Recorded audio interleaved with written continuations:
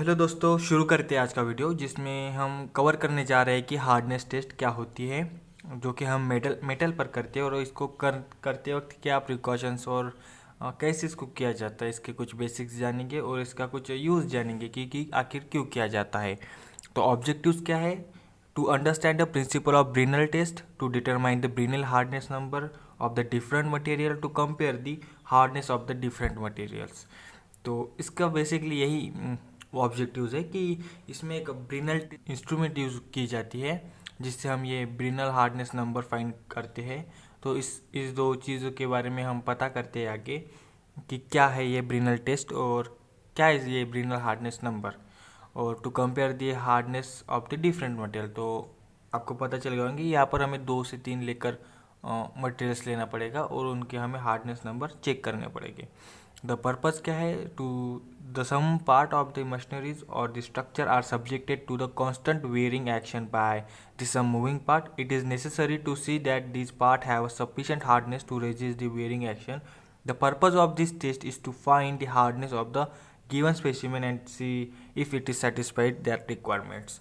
तो इसका आपको मैं मोटा मोटा मतलब बता देता हूँ कि इसका जो पर्पज़ है इस टेस्ट का, इसमें हम क्या करते हैं कि किसी भी मतलब जो मटेरियल होता है, हो सकता है कि वो कॉन्स्टेंटली किसी वीरिंग पार्ट को झेल रहा हो, किसी पार्ट जो है मूविंग उसके साथ में कांटेक्ट में हो, तो वो क्या होता है कंटिन्यूसली उसके साथ जब घर्षण होता है तो वो जो पार्ट है वो अगर हार्ड नहीं हुआ तो वो बहुत ही जल्द टूट सकता है, क्रैक डेवलप हो सकते हैं। तो वो उतना कैपेबल होना चाहिए कि जो वीरिंग एक्शन है उसको रेजिस्ट कर सके।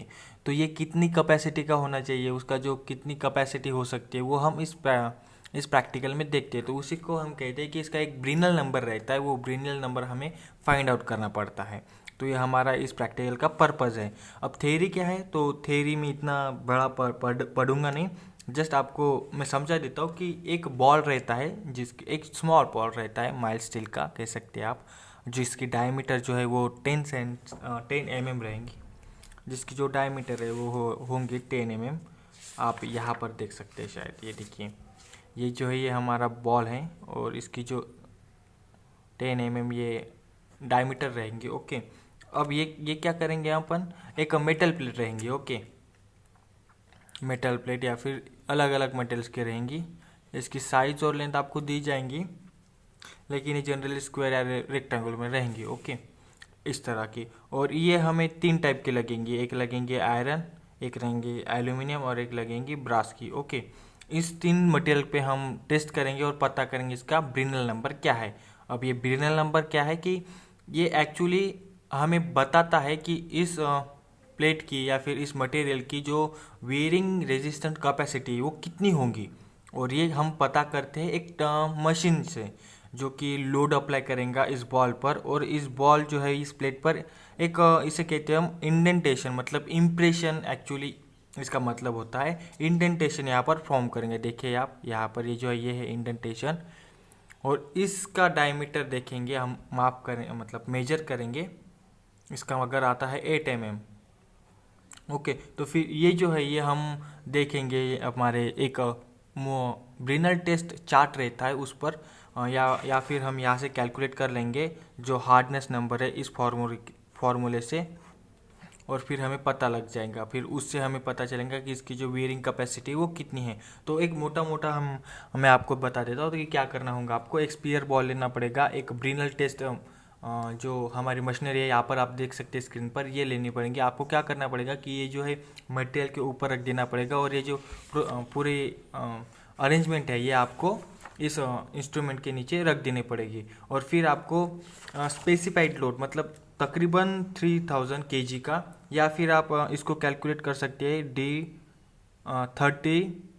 D30 ओके, इस मतलब आपकी जो डायमीटर ये बॉल की रहेंगी, अगर ये 10 है तो ये 10 का स्क्वायर 100, और या फिर 3, फिर ये 3000 kg। अगर आपका ये बॉल जो है वो 12 mm का है तो फिर आप 12 mm का ले सकते हो, और उतना kg एक कैलकुलेट मतलब एक kg जितना लोड है आपको अप्लाई करना है, ये F is equals to 30 into D⁻², से आप कैलकुलेट कर सकते हैं, या फिर हम डायरेक्टली ले लेते 3000 kgs। ओके, इतना लोड आपको अप्लाई करना है कितनी देर में?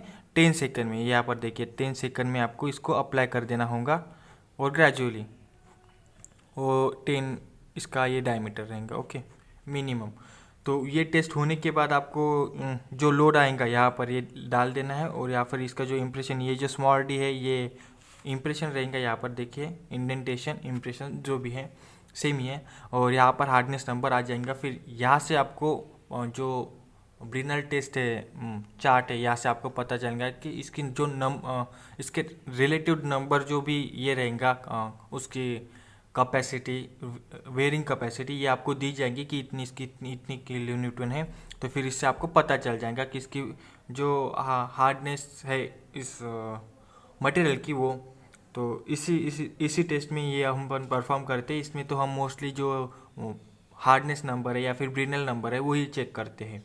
तो ये बेसिक इसमें है। और बाकी ये जो स्टील है, अगर स्टील आपका मोर देन दी नंबर 450 रहेगा तो उस पर हम ये टेस्ट परफॉर्म नहीं कर सकते। क्यों नहीं कर सकते? क्योंकि ये इम्प्रेशन नहीं दे सकेगा इतना अगर कोई हार्ड रहता है तो, और steel most of the time.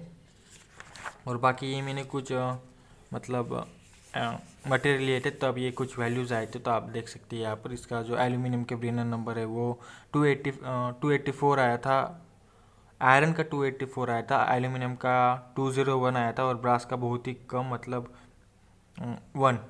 19 आया था। ओके, तो ये कुछ इसके बेसिक्स थे। ध्यान रखिएगा जब भी आप इसका प्रैक्टिकल करें तो ध्यान से कीजिएगा। इतना काफ़ी ज़्यादा मतलब इम्पोर्टेंट तो नहीं है, लेकिन हाँ आप जब प्रैक्टिकल कर रहे हैं तो थोड़ा अच्छे से कीजिएगा। और मिलते हैं अगले वीडियो।